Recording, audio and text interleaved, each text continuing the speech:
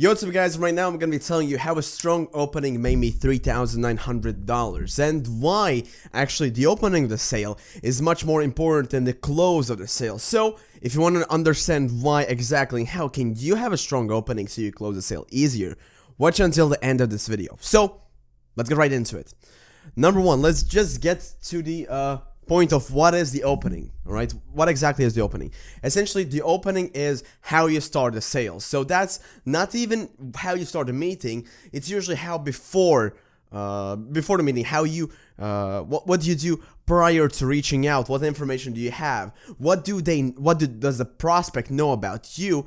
That's essentially the opening. So that's, have they seen your content? Do they trust you? Have they seen your previous results? Were you a referral? What information do you know about them? What can you bring up during the meeting to show the authority, show that you've done some homework about them?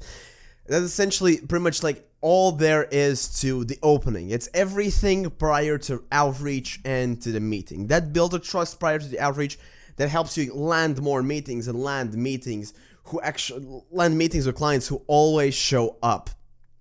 This is also a concept which helped me close 68% of my meetings.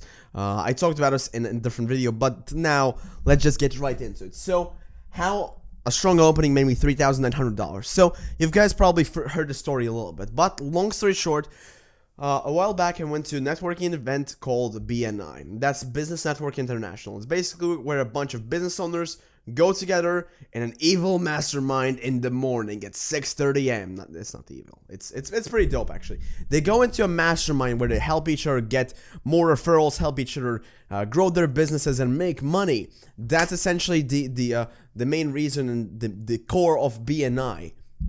That's essentially what happens there. Now, yeah, in that meeting, I remember I saw, there's like a list of all the people who are members of BNI. And I remember I saw one name, and she was a coach. And I thought to myself, okay, they're in a niche where I help people. I'm just going to approach them. Might as well get a client. And I remember the event started, so I was not able to approach her right away. But after the event, I remember we stumbled upon each other. And I had to enter a different room, and she was in there. So we started talking.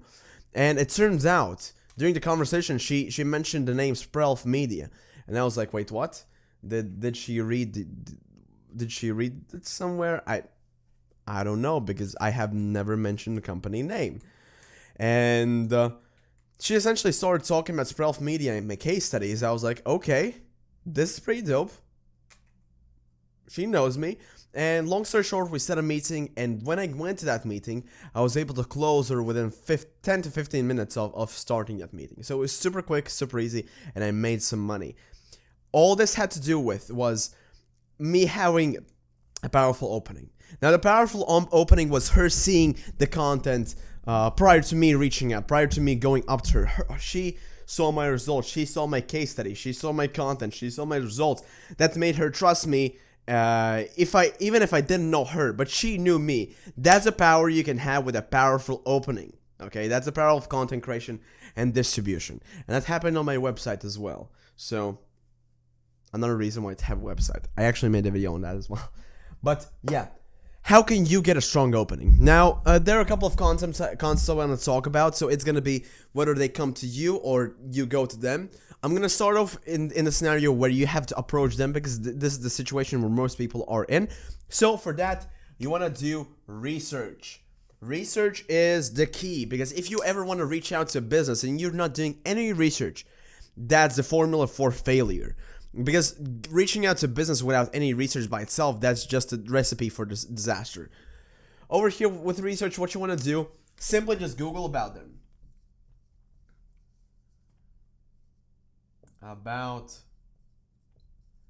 Google about them, plus listen to some content. So in this case, this means you can Google something. I like to Google this: news about company name. That's what you can Google. That's a powerful thing you can Google to get some in-depth results about your potential clients. Then also I watch and listen some previous, maybe some podcast episodes or interviews with the owners or decision makers for the business, so I can learn a bit more about them, therefore be seen as somebody a bit smarter than their eyes, and somebody who has done the research, because they really appreciate when somebody does the research, because it takes just a couple of minutes to do this, but it gives you tremendous amount of results. Because if you're doing any kind of an outreach, you can, for example, mention they were working with, let's say, Power Rangers. That gives you tremendous amount of advantage over everybody else, because not a lot of people know about it, not a lot of people do the due diligence, not a lot of people do the research. So it's super important. Again, Google about them, see some content, and when you're Googling about them, use news about company name. And I use this because it brings a lot of outside information. Because if the company itself does not have a blog on there, if the company itself does not have any content or any updated content, this is what's gonna get you the hottest news about it. This is what's gonna get you the news a lot of people don't know about. The news about the people they've worked with, the new projects, like some good stuff that nobody's gonna mention pretty much. Yeah. Then friction reduction. For this, I'm not gonna go too much in depth because I already made a video on this talking about the PPC technique, and don't confuse it with pay-per-click. That's proof, pre-frame, and content. Those are the three things, and actually use this to close this lady in 15 minutes as well. You know, because so the PPC happened like this. I had the content, which had the proof and the pre-frame. Basically in the content, she saw my results, and that allowed me to pre-frame her to see me as an expert in the field I am in. Therefore, she was more likely to hop on a meeting with me, and she was much more likely to be closed by me. I don't know how much time we have because my camera is blinking right now and it's about to die, but I think I can pretty much wrap up this video. So if you want to learn more about this technique, I recommend you looking up the video, the PPC technique. It might be also how to reduce friction in sales. Very good video, going in depth. Check that out.